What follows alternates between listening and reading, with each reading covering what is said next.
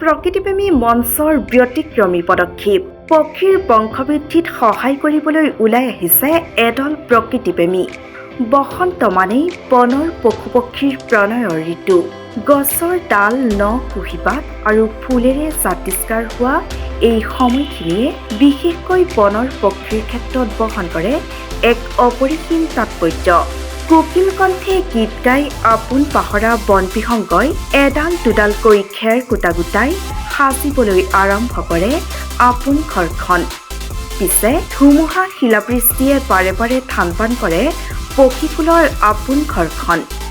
ব্যাঘাত জন্মে ইহঁতৰ বংশবৃদ্ধিত সেয়েহে পক্ষীৰ বংশবৃদ্ধিত সহায় কৰিবলৈ ওলাই আহিছে এদল প্ৰকৃতিপ্ৰেমী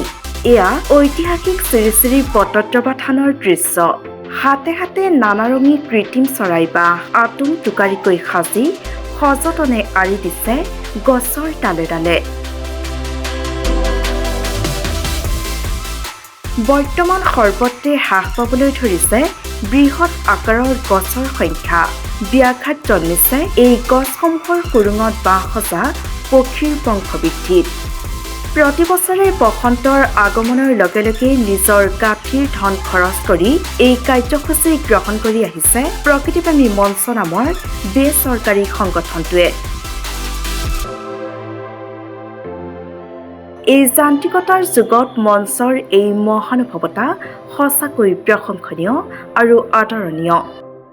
গছে গছে যদি থাকে পক্ষীয়ালয় ধৰালৈ নাহে কাহানিও পলয় এই বাক্যষাৰ কাৰ্যত কৰি প্ৰকৃতিপ্ৰেমী মঞ্চৰ অসমৰ তৰফৰ পৰা আমি কৃত্ৰিম বাঁহ সংস্থাপন কৰোঁ বটদ্ৰৱা থানৰ দৌল মন্দিৰ চৌহদত ইয়াত আমাক সহায় কৰে শ্ৰী শ্ৰী বটদ্ৰৱা থানৰ পৰিচালনা সমিতিৰ সভাপতি আৰু সম্পাদকদ্বয়ে তেখেতলোকলৈ আমি এই চেগতে শলাগৰ পৰা আগবঢ়াইছোঁ আৰু তেখেতলোকৰ সুস্বাস্থ্য কামনা কৰোঁ।